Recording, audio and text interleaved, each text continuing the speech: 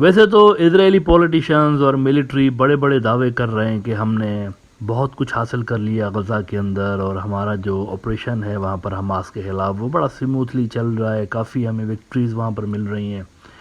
لیکن ان کے جو انٹلیکچوئلز اگر آپ دیکھیں اور ان کی اگر آپ سوسائٹی کے اندر دیکھیں اسرائیل کے اندر، تو وہاں پر یہ بیلیف ہے کہ ہم نہ یہ جنگ جیت سکتے ہیں اور نہ ہی ہم حماس کو ڈسمنٹل کر سکتے ہیں. بہت سارے ان کے جو انٹلیکچوئلز ہیں وہ یہ تھیوریز وہاں پر دے رہے ہیں کہ ایسا نہیں ہو سکتا. اب نہ وہ ایسا کیوں بلیو کرتے ہیں کہ ہم حماس کو ڈسمنٹل نہیں کر سکتے اور اسرائیل کے لیے ایگزسٹنشل تھریٹ یہاں پر کریٹ ہو چکے ہیں، اس پہ میں ابھی بات کرتا ہوں. لیکن پہلے ذرا ایک اوپینین دیکھ لیجئے جو کہ اسرائیل کے چوٹی کے اخبار ہارٹز کے اندر چھپا ہوا ہے کہ Israel can not beat Hamas, it's time to halt the fighting and think ahead. آگے کا سوچیں. اب ایسی سوچ کیوں ہے وہاں پہ؟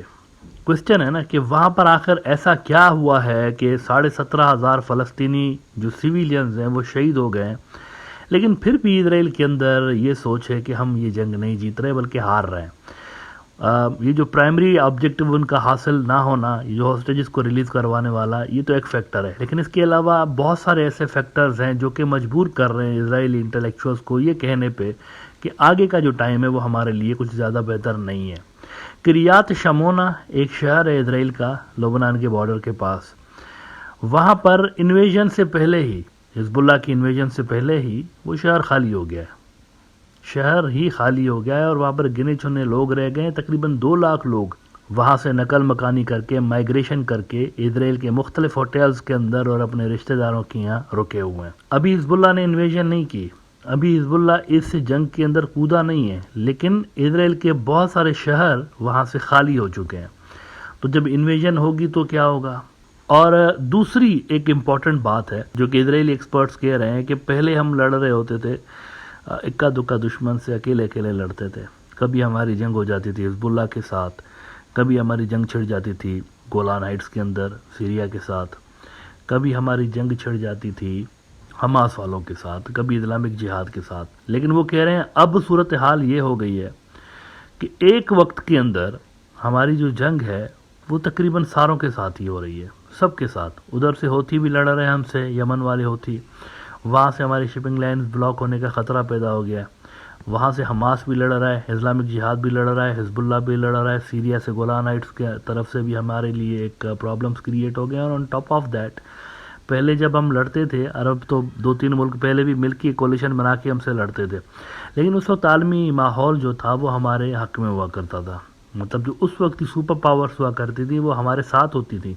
آج صورتحال یہ ہے کہ یہ جو فورسز ہم سے لڑ رہی ہیں ان کے ساتھ اصل میں زیادہ پاورفل قوتیں رشیا اور چائنا وہ کھڑے ہوئے ہیں، ڈپلومیٹیکلی، فائنینشلی، مورلی یہ ان کے ساتھ کھڑے ہوئے ہیں. تو اس وقت وہ کہہ رہے ہیں اسرائیلی ماہرین کہ ہمارے لیے ایگزسٹنشل تھریٹ حقیقی معنوں میں کریٹ ہوا پڑا ہے، اور ہمارے اندر بھی کافی ڈیویژنز ہیں. ہمارے پولیٹیشنز جو ایکسٹریمسٹ زائنسٹ حکومت ہے وہاں کی، وہ اور ہماری فوج آپس میں ایک پیج پہ بہت سارے معاملات میں نہیں ہیں.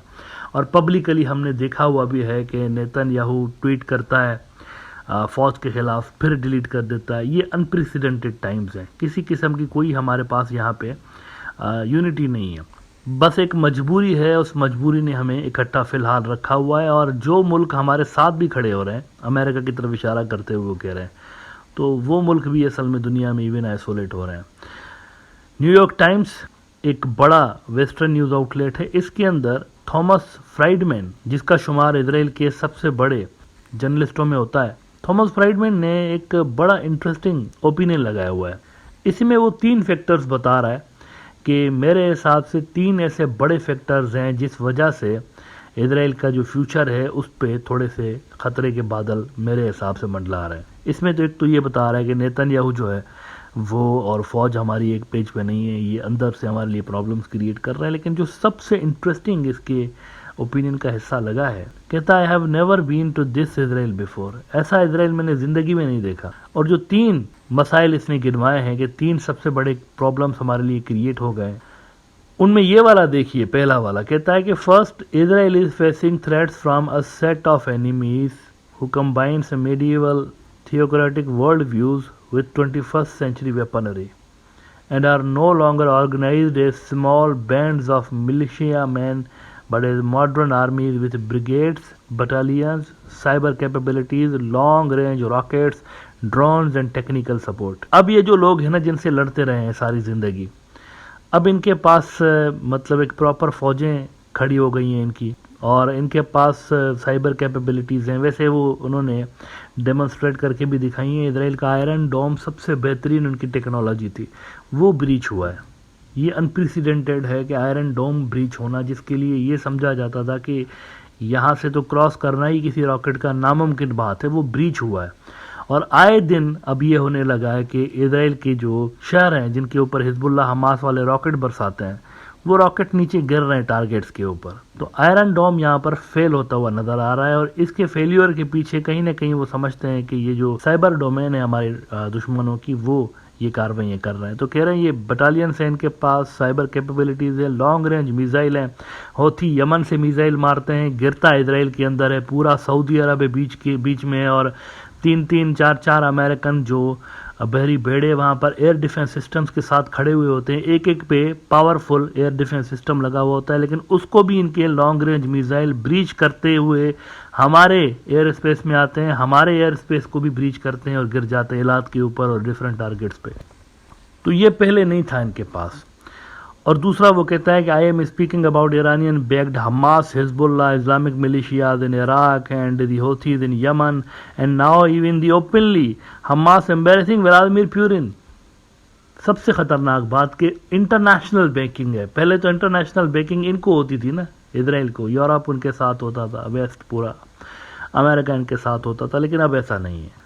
अब वहां पर भी कोई फोर्स खड़ी हो गई है उनके साथ। These foes have long been there, but all of them seemed to surface together like dragons during this conflict, threatening Israel with a 360-degree war all at once. Israeli माहिरीन कह रहे हैं कि हमें पहले बताया जाता था, दुनिया भर में यहूदियों को ये बोलकर इजराइल आने की दावत दी जाती थी कि दुनिया में आपके लिए सबसे ज़्यादा अगर कोई सेफ और सिक्योर जगह है तो वो इजराइल है। लेकिन अगर इजराइल के अंदर ही ये इस तरह की सूरत हाल पैदा हो गई है कि हमास घुस के आ गया अंदर, कार्रवाई कर दी उसने, फिर रॉकेट्स और मिसाइल और फिर ये जो ड्रोन्स हैं ये हमारे एयर स्पेसेस के अंदर एयर डिफेंस सिस्टम्स को ब्रीच करते हुए गिर रहे हैं टारगेट्स के ऊपर, तो ये सेफ कहाँ हुआ फिर। लिहाजा it's just a matter of time कि यहाँ पे नक्शा जो है मिडिल ईस्ट का वो चेंज हो, क्योंकि इस वक्त अगर आप देखें तो एक अननेचुरल किस्म की सिनारियो यहाँ पर डेवलप हो चुका है। 5 मिलियन से ज़्यादा फ़लस्तीनी जो हैं वो रहते हैं गज़ा और वेस्ट बैंक के अंदर, और 7 मिलियन यहूदी वहाँ पर रहते हैं। तो कोशिश ये की जा रही है कि वो जो 5 मिलियन लोग हैं उनके ऊपर 7 मिलियन लोग गैर मुअय्यना मुद्दत तक इंडेफिनेटली रूल करें, उनको दबा के रखें। तो ये नेचुरली पॉसिबल नहीं है इस तरह से। ये रेशो है ना वो सपोर्ट नहीं कर रहा। रेशो जो होता है ना कि आपके पास यानी बहुत ज़्यादा आउट नंबर्ड आप कर दें अपोनेंट को, तो वहाँ पर आप इस तरह की सोल्यूशन सोच सकते हैं। अलबत्ता इस आबादी के रेशो में इजरायली माहिरीन कह रहे हैं कि लॉन्ग टर्म में मौजूदा जो सिस्टम जो भी हमने बनाया हुआ है उसको सस्टेन रखना, उसको मेंटेन रखना ये पॉसिबल नहीं है।